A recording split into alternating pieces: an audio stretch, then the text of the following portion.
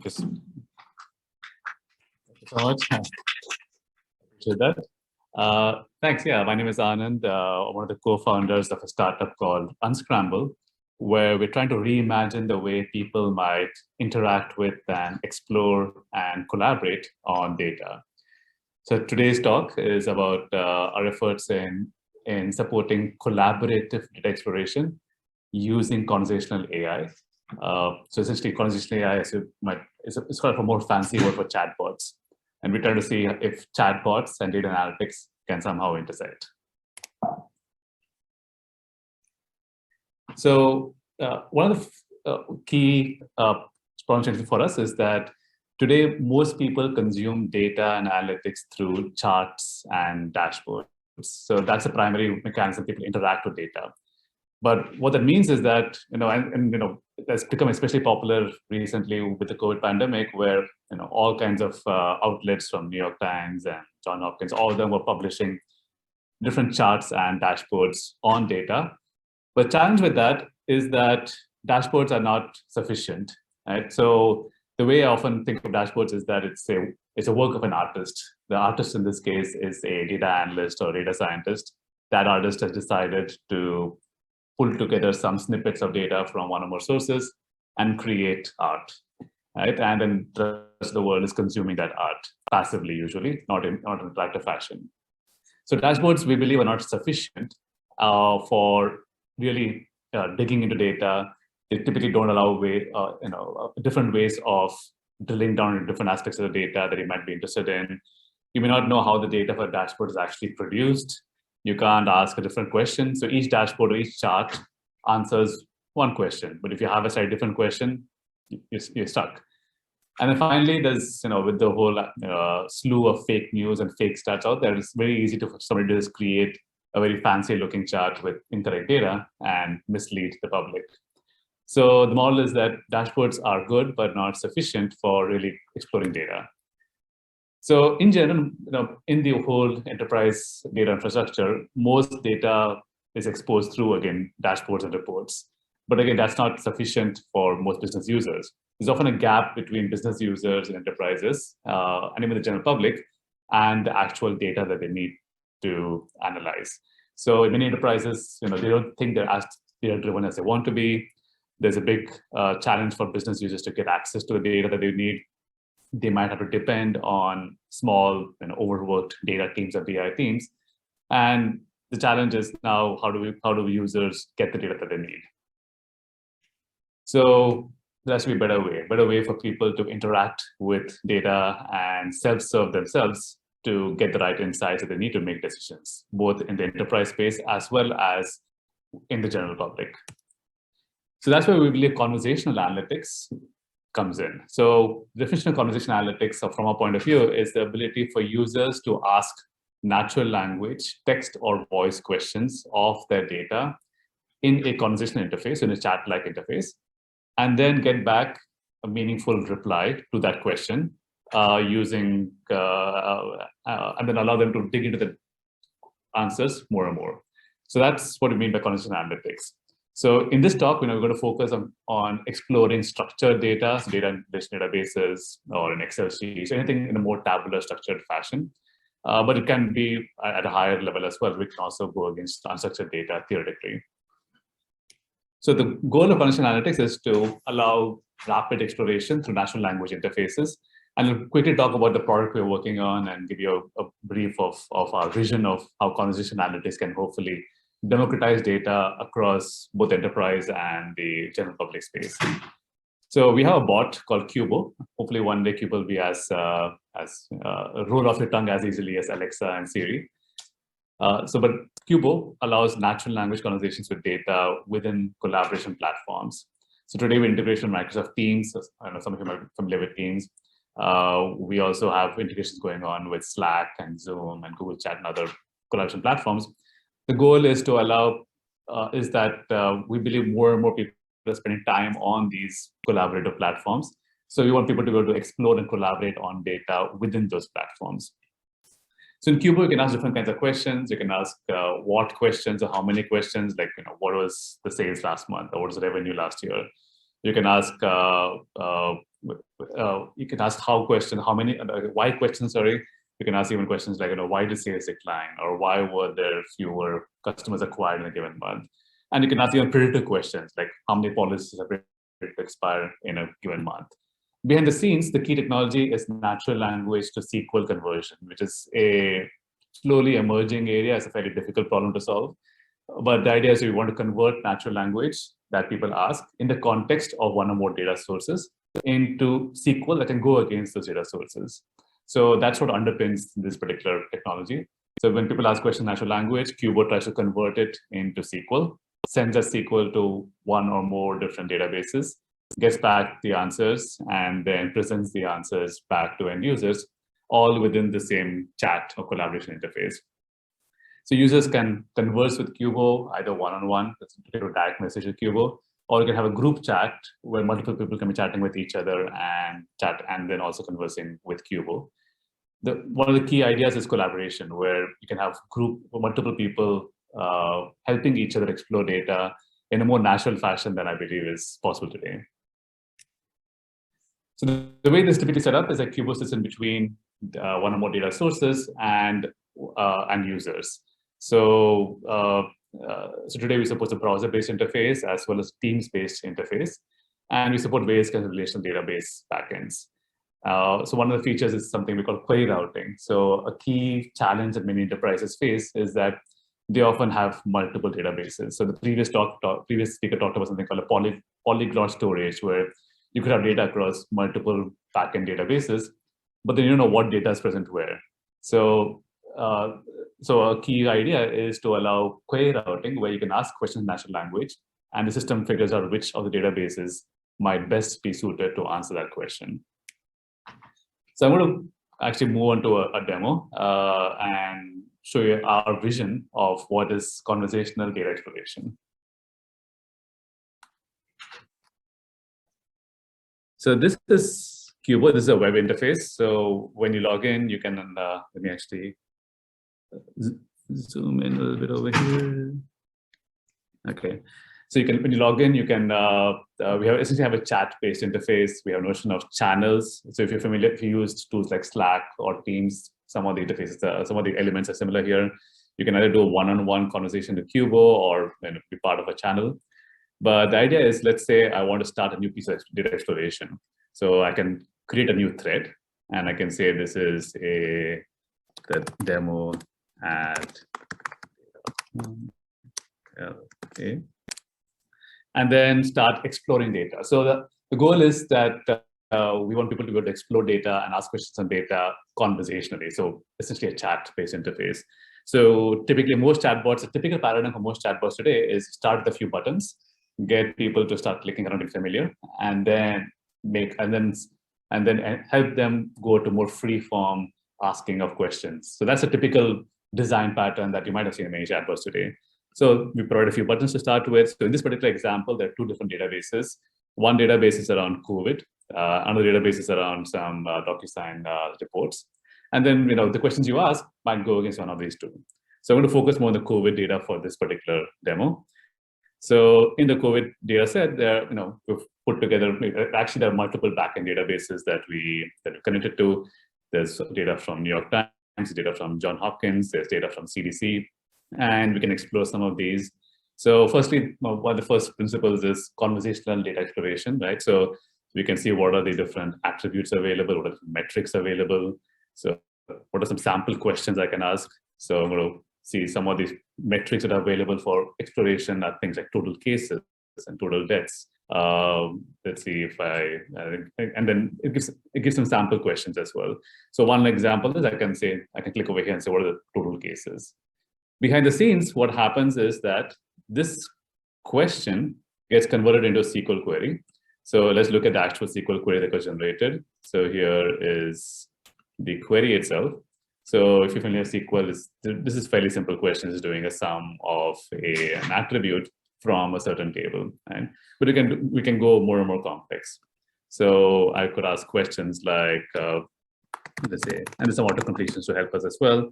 What is the total, let's say, deaths in the last 3 months, as an example, right? And again, behind the scenes, the system has an understanding of what what data sets are available, what are the columns, what are the tables, what are the relationships defined, and figures out how best to translate the question into SQL queries, right? So let's look at this SQL query. So it's maybe slightly bigger than the previous one, right? So here there's not just the sum. There's also a where clause where it's we convert the in the last 3 months into a where expression, right? There are a few other hints that the system provides. So one of the chances, we've been working on this problem for like a few years now, and we found lots of interesting ambiguities in the way people commonly phrase questions. So even a term like last month or last 3 months, two different people can imagine differently. So we try to make it very clear how things are interpreted by the system. So in the last 3 months is essentially May to July, as opposed to, say, for instance, May 15th to August 15th. And so I can say that the total is in the last 3 months. One of the feature system is that it's conversational, right? So the key idea conversations, you can ask one question and keep digging into it, ask more and more questions. So you can say by state, for example. Right? So it's going to interpret by state in the context of that conversation. So the context of the conversation is about deaths in the last 3 months. So by state is essentially going to give us more information about the deaths in the last 3 months by each state. Right? So here again, the system is going to convert this into a SQL query. The data set gets a bit bigger because it's getting information about each state, so it's taking a bit longer. And then it comes back with a response. So here, the response is in a combination of sort of restating the query. So part of the exercise is creating natural language text to explain the query. So it's kind of almost equal to natural language. So the query is total deaths in the last 3 months by state, and it gives some commentary as well. So this is using US data sets. So Northern Mariana Islands has the lowest number of deaths, while Florida, California, North Carolina have lots more deaths in the last 3 months. So I can zoom in over here and try to see that chart in a slightly zoomed in fashion. And then also I can, one of the features of the system is the ability to also add this chart to a dashboard. So I can pin this to a board. I can get it over here, it's a bit slower than what I'd like, but so I'll skip that part. Let me add this to a board. So the idea is to allow people to ask questions and pin data to boards on the fly. So okay, so that's coming up. So while it's coming up, let's ask a few more questions. So let's say I want to ask a question on, say, total cases monthly, and right, and then behind the scenes, again, the system is going to convert this into into SQL query, come back with an answer. Depending on the kind of data set, it's going to figure out the best way of displaying it. So here, this is how to show it's a line chart, and we see that there's a big spike in the number of deaths in the US in Jan 2022. Right, also number of cases in Jan 2022. Right, and also gives some information on Jan 2020 had the lowest number, while Jan 2022 had the highest number. So that's a natural language narrative. So one of the things we want to really enable is people to ask why questions. So you might see a chart like this and what happened specifically in Jan 2022. So we allow asking why questions. So why is the total deaths in Jan 2022, let's say, higher than the.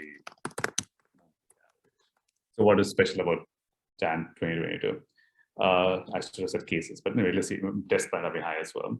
So in terms of deaths, so it's come back with some analysis. Let me zoom in over here and said, okay, deaths increased by 84% in Jan 2022.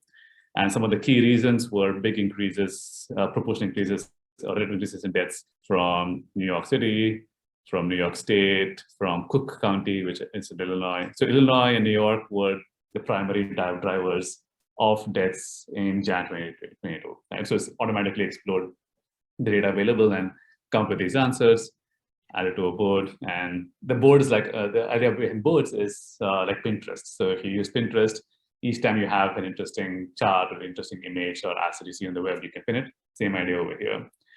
So that's the basic idea of the system, where you allow people to ask questions in natural language. I'll just do one more kind of question just to show some of the other features. So you can ask questions on top K questions, which many of it is a common class of questions in relation databases. So I can ask questions like, say, top 5 counties in order of the, let's say, total deaths. And now the system is going to, again, figure out what does county mean and which counties have the highest. So here on a map, these are the top 5 counties. So we can quickly see it's things up with that. So we can see like New York, Arizona, and I think LA County as well are the top 5. But now let's say instead of in terms of total deaths, let's say I want to say define and show in order of the, let's say, the death to case ratio, some other metrics, right? So again, it's conversational. So we want, we can just say instead of total deaths, show in terms of death to case ratio, and we can see what the difference might be in terms of which counties at the highest. So here, for instance, now is a few different counties. There are some rural counties, I think, in Texas, and in Nevada, and California as well, and Arizona. So those are the highest death to case ratios. So that's the conversation aspect system. There are a couple of other features which I want to talk about. So one of the elements which we believe is really emerging in the data space is an area called data storytelling, which some of you might have heard that term. The idea is to tell stories in the data in order to promote some to present a hypothesis, to explain it, and to communicate what the data is saying in a better fashion. Right? So most of the times, when you see charts or dashboards, they are just a set of charts, and it's left to the user to figure out what's interesting over here, what should I be learning from this. The idea behind data storytelling is that the system should be able to generate a story on the data and be able to present it through a combination of natural language and charts. So our system has a way of generating some of these stories. I'm going to just play a couple of stories. These are auto-generated stories on the system, and just play a couple. So this is one of the stories, and one of our goals is to make data more engaging. So we've been playing around with video data stories. So given that everything everything today is around video, around TikTok and YouTube, so we want to see how does data fit into that whole ecosystem. So let me try to play a video data story for you. And the idea behind the video data story, the way it works is that the system generates, automatically processes the data, uncovers interesting insights, and tries to create a flow from that insight. And then we can export that data, the story flow, into video format, where some speech to text for the video is text to speech automatically created to do voiceovers. So let me show you what that looks like. So this is the video. New York and Florida have taken dramatically different trajectories in their COVID-19 experiences. New York and Florida have relatively similar population sizes, yet their experiences during the COVID-19 pandemic have differed in interesting ways. In this story, we take a tour of their experiences. New York and Florida have experienced peaks at different points in time in terms of number of cases. New York had 4 peaks: April 2020, January 2021, January 2022, and May 2022. Florida had 5 peaks: July 2020, January 2021, August 2021, January 2022, and May to June 2022. New York had 3 peaks in terms of number of deaths: April 2020, January 2021, and January 2022. Florida had 4 peaks: August 2020, Jan, February 2021, September 2021, and March 2022. The difference between Florida and New York for different months, date, varies between 0.00% to 10.03%. The maximum difference is 10.03%, 78.84% on June 2021. We see that Florida has had more deaths, particularly in older age groups above the age of 50. Looking at data in a different way, again, we see Florida having more deaths than in New York, particularly in higher age groups. Overall, Florida has more deaths from COVID-19, influenza, and pneumonia than New York. This is particularly interesting given their similar populations. It's also interesting to see that COVID-19 and pneumonia have similar number of deaths in each state. Florida, with 955.19K deaths, has a much higher some COVID-19 deaths than New York, with 470. I'll pause here, but I might upload this into YouTube at some point and put a hashtag to data con LA. But the idea is that we want to create these stories. Right now, it's kind of formulaic, this monotonous voice, even though it's English, so it sounds hopefully more reliable. But we want to create these stories automatically from various data sets and expose them out. Right? So that's the idea behind video data stories through the conversational interface. So I'm going to go back to the slides and then continue. Yeah.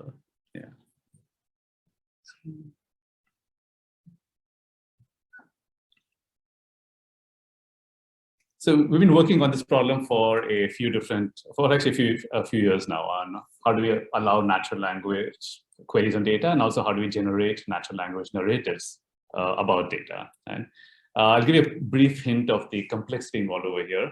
So as you can imagine, natural language to SQL is a problem that's been worked on for quite a while, for almost, I've seen some work in the 90s, but it's stagnated for a while. The problem is quite difficult.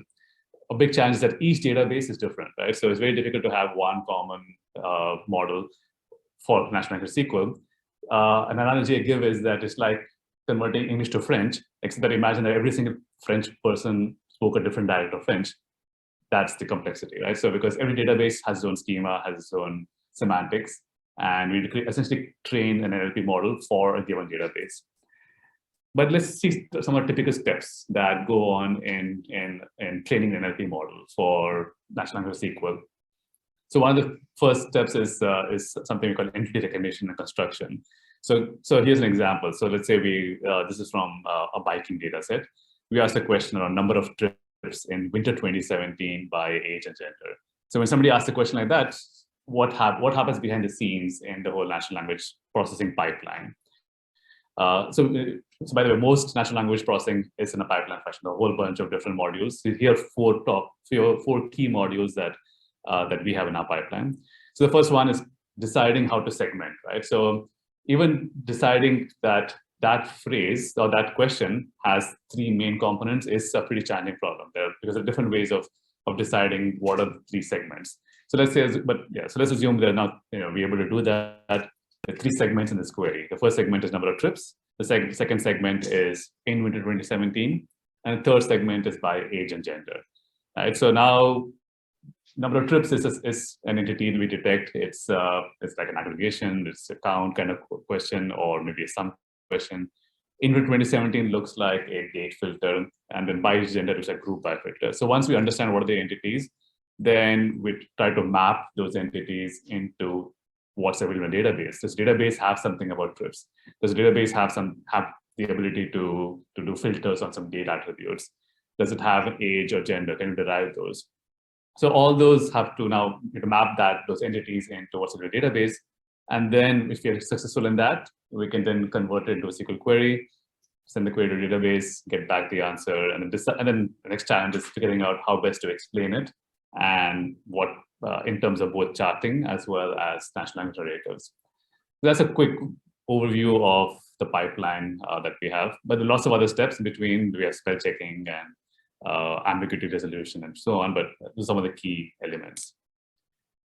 So we've been working, as I said, we've been working on this problem for several years now, and one of the key challenges that we often face is how do we bridge the gap between users and data. So the challenge is that when a user has their own view of what the world is, whereas the data might be reflecting that view in a very different way, might be using different terms, might be using different semantics and what the user is expecting. Right? So we're using a few challenges. So firstly, users don't know what to ask. So for various reasons, the world is not as data literate as we might hope. So if you try to force users to even ask a question on COVID, very often they can't formulate it properly. They don't know what's right questions. Just because partly the reasons perhaps is that they've been so used to consuming pre-prepared dashboards and reports that it often becomes a challenge for them to now be more proactive in asking questions. Right? So like the same thing with TikTok, I think that's prolific. TikTok just tells you, throw stuff at you. You don't really interact with it much. So, but that same challenge exists over here. Users often don't know what to ask or how to ask it.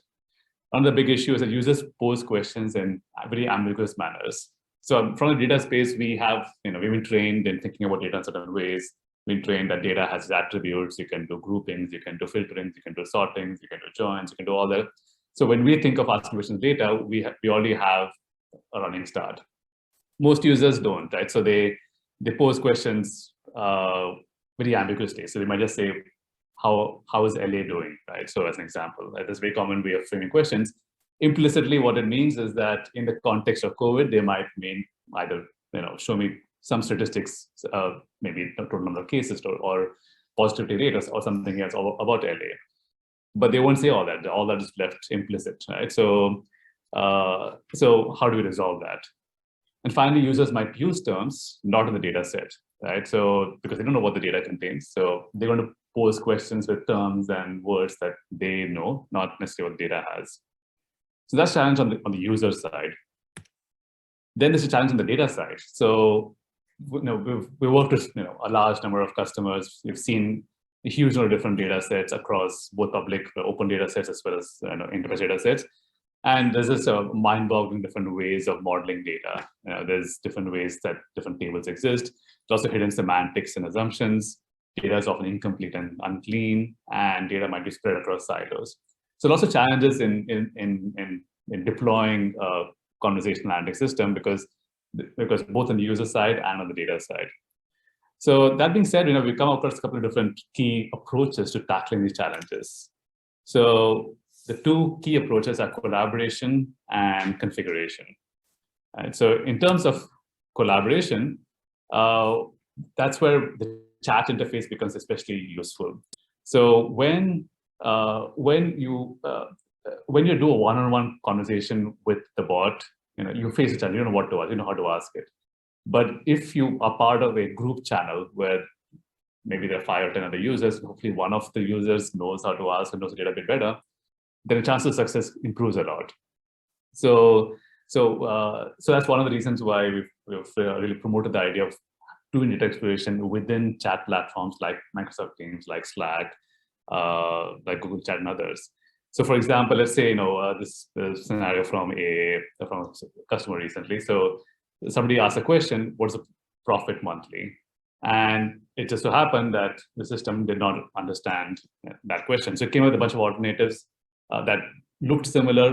So instead of profit, maybe do you mean orders or targets or something else?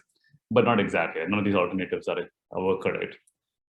But what happened in this particular case is that the system, when you have a collaboration option available, you can ask somebody else to help you, right? And then somebody can jump in the same transcript, in the same thread. They can ask the questions correctly and say, in this case, profit is not available in this data, for instance, but you can ask questions on revenue and then ask the question on revenue and you get back the data. So we've had some good experiences in working customers in this collaborative chat setting where multiple users are part of the same chat interface. These users are already spending 50% of time chatting, so they're already in that interface. And when somebody asks a question and they're struggling, it's easy for somebody else to jump in and figure out collaboratively, how do I ask this question, or can this question even be answered? And so that's on collaboration. The second approach that we have is configuration, right? So let's take an example. So let's say that this is like a bike share data set, right? So here people ask a couple of questions that we've seen people asking. So one is a question like total number of rides by age group. Another one is what is the ADPU, which is sort of a in-house term on average duration per user. Right? So that's the way people ask questions. That's the way the business users in this particular demo are asking questions. But the actual data model had nothing called rights, nothing called age group, nothing called ADPU. And that's very common because people ask questions using the terms they know. Data model was modeled by somebody else who was looking more at the raw data and sensors or how data is collected. The two have rarely talked to each other. So the actual physical model had other things like trip and start, a table called trips. There was columns like start time, stop time, trip duration, and so on. right? So there's a gap because there's a semantic gap between users and data, right? And the way we approach this is to allow defining a logical model of the data that sits above the physical model, so as to define terms that business users might use and relate them to what the data might have. Right? So in this case, there's a logical model of data that has information like that. We say trip. There's a notion called trip. There's an entity called trips, and a synonym of trips is rides. So in this context, trips and rides means the same thing. Then there are attributes like bike ID. There's a way, and then you can define. You can calculate age from the date of birth, or you can calculate age range from date of birth as well. You can define a metric like AVPU as the average duration per user. Right? So this logical model is what really helps to bridge that gap, because now the system at least knows that in this context, for this particular database and for these particular users, this is the way to relate the terms that they use to the actual data. And then this logical model is actually part of the input to the NLP training process, so that it knows the terms users use in different contexts. So yeah, this is my last slide. So one of the key the takeaway for us is that it's collaborative data exploration has been in our experience, is a game changer in improving data literacy and improving data democratization. Very often, in many organizations, we help form teams where, like channels or teams where you could have 4 or 5 business users, say marketing users, and then 1 data analyst. And then over time, you've seen, those marketing users who, in the start of the project would typically not know what questions there or how to ask questions. Within a few weeks, they get more and more tuned or familiar with the way to ask questions, or even get familiar with what are the typical operations you can do on data, and get more data savvy and become be able to ask questions and take decisions without needing to involve data scientists, data analysts. So in the past, there was, I often divide the world into data have-nots and data haves, more in terms of people who can access data themselves versus people who cannot. And conversational AI with collaboration helps bridge the gap a little bit. There's still some interesting challenges around collaborative data access, which we're still figuring out what are the right patterns. So one of the challenges is that, let's say you have a channel of say 10 people or 50 people. Right? How does access control work? So most of the times, access control authorization databases is sort of like at a user level, at a role level. Right? So if you as a user are allowed to ask or do select statements or do certain kinds of questions on certain tables or columns, there's a user level. But now when you have the collaborative aspect, what's the right authorization? So if I have permissions to ask a question, but somebody else's channel does not, should I still be able to ask the questions in that channel? And the difference, we've heard different answers from different customers. In some cases, it's more individual, because what often happens in enterprises is that if I am able to find a question, I might copy and paste the response and send it to somebody else. So is that the right paradigm? Just because I'm able to ask a question, can anybody's channel see it? Or should it be based on the least privilege? So if, and the other extreme is if even one person in the channel could not ask that question, maybe I can ask a question. And so that's still a problem we're figuring out. Another challenge that often comes into play is how do we keep track of context across multiple parallel conversations? So very often, in a group chat, different people are chatting with each other, and then one person asks a question, another person asks a different question, and then there's a lot of context switching happening. And sometimes there's it's difficult for the system, for a bot to keep track of what's the right context in this conversation. And finally, there's also interesting work we're doing around collaborative dashboarding, collaborative data. So most dashboarding technologies today are really single user oriented. There's one creator of a dashboard. Like if you use tools like Tableau or Power BI, others, there's typically a creator and then there are viewers. But everybody can be creators. Everybody can collaboratively ask, modify a document, just like in Google Docs. Everybody can be, lots of people could be potentially modifying the same piece of text. And Google Docs does a reasonable job of making sure things are consistent. How do we do that in a data setting, especially when the charts are interactive and can be refreshed and the context can keep changing over time? So still lots of interesting challenges that we are working through, and keep you posted. So stop here, see if there are any questions, and Yeah, and otherwise, feel free to also connect with me later on. I'm happy to chat. Yes.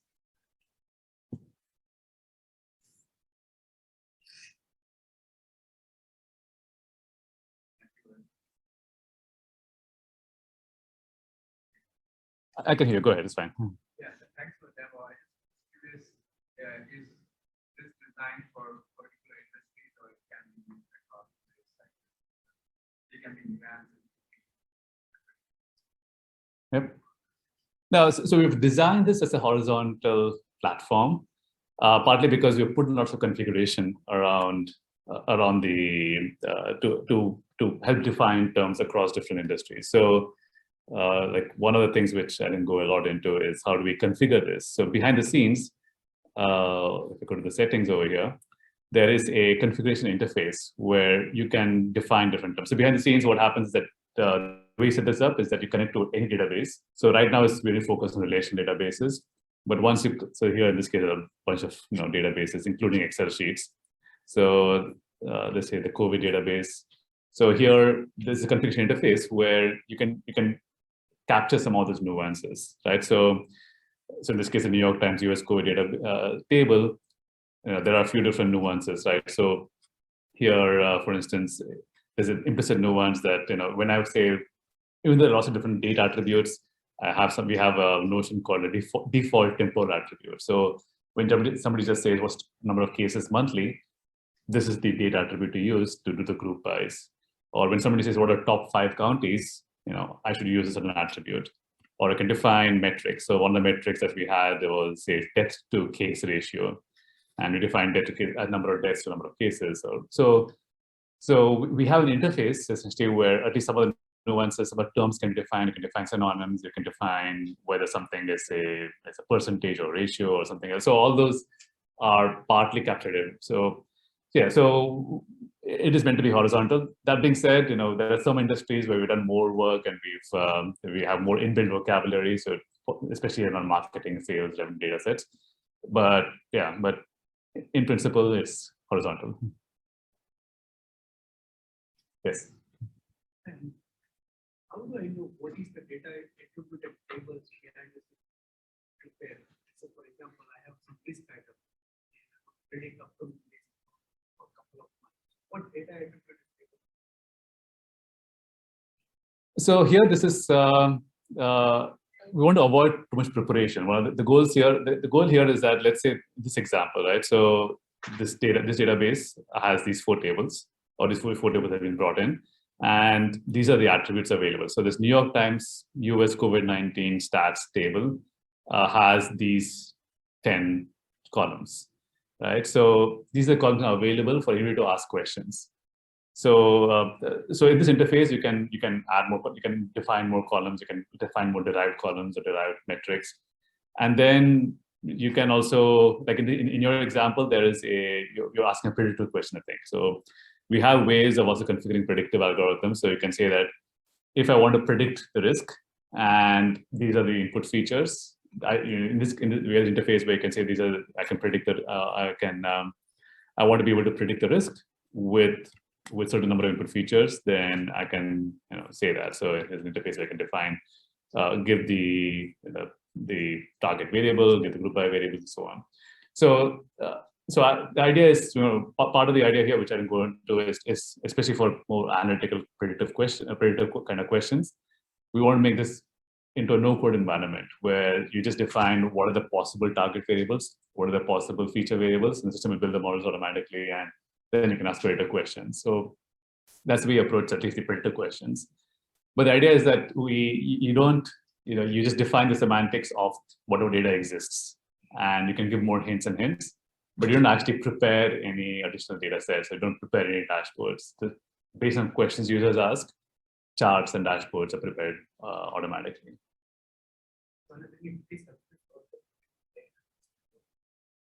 Yep, yeah. There's a free trial available, and yeah, you can contact me as well, and I can help get you set up as well. So yes, yeah. Thanks so much for the demo. Thanks. First is show that you can do a query and see how the query is like. So is there any flexibility guess that in case when you want that we wanted maybe a little bit, maybe two by clone or this by not select, but can we change that? That is the first. Second is I saw that there is a thumbs up and thumbs down. So is there any software so that when I do a thumbs down that we so is that and the last question is story line was fantastic. How complex it is. So does this story come immediately after you upload the data, or you connect the data first? Because for the stories come up, you need to call the whole data. So does it happen at the first place once we connect the data, or it happens based on the query that we? Sure. Okay, let me try to remember the questions. So the first question was the SQL one, where you saw the SQL and let's say that SQL was not perfect and you want to be able to change it somehow. So we don't have a way of actually changing the SQL itself, but what we can do is to change the semantic model.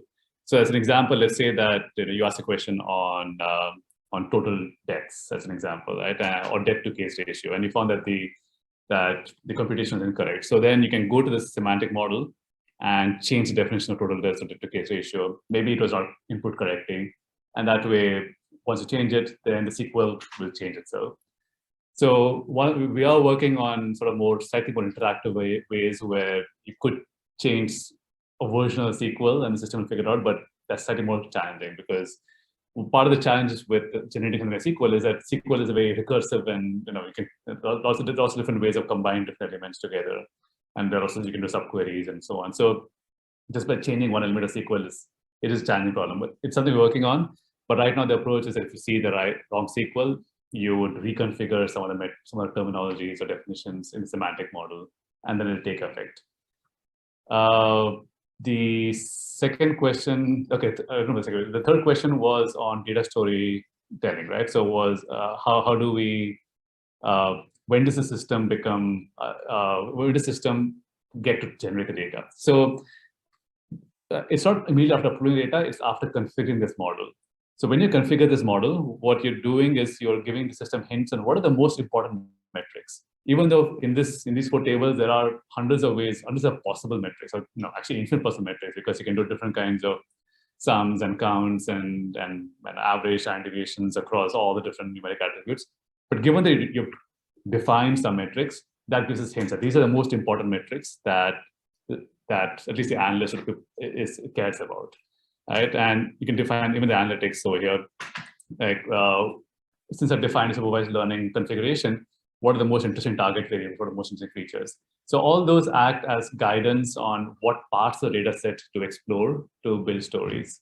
And so it's not it's not blank because you can generate infinite combinations of SQL queries and infinite many of which may not be interesting, but these get used as hints to figure out which stories to generate for any point in time. What is the second question again, sir? Yeah, so that gets used for a data analyst to figure out what's going on. So as an example, let's go and do a thumbs up in one of those charts. So here, for instance, when I do a thumbs down, oops. Never mind. So when I do a thumbs down, I can actually provide feedback on what was the issue. So there are a few different issues that could be going on over here. Let's see where the thumbs down.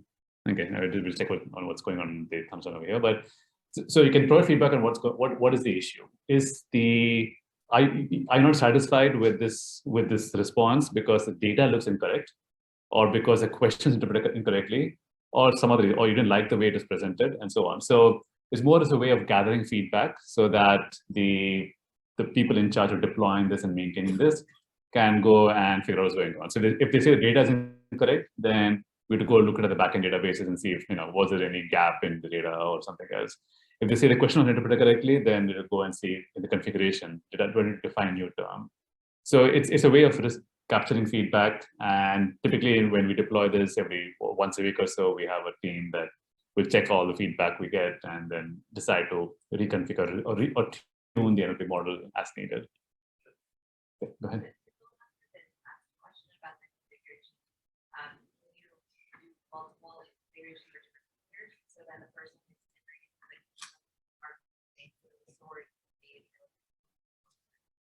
That's a good question. Right now, we cannot. Right now, it's global. So we learn when one person gives feedback, we assume it's kind of more global, but it is something we're working on in terms of personalizing experience for each user.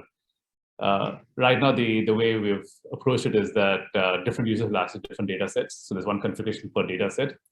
But yeah, definitely a more powerful approach would be one configuration per data set and per user, but it also increases complexity really.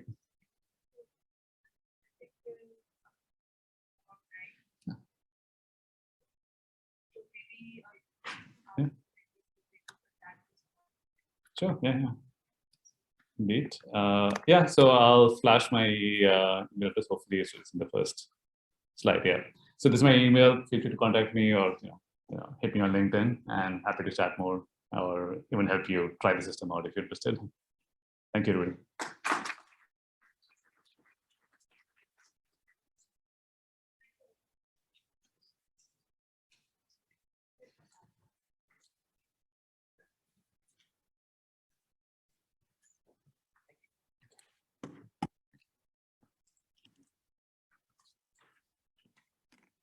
So how many companies are using it? We have about 15, 20 actively using.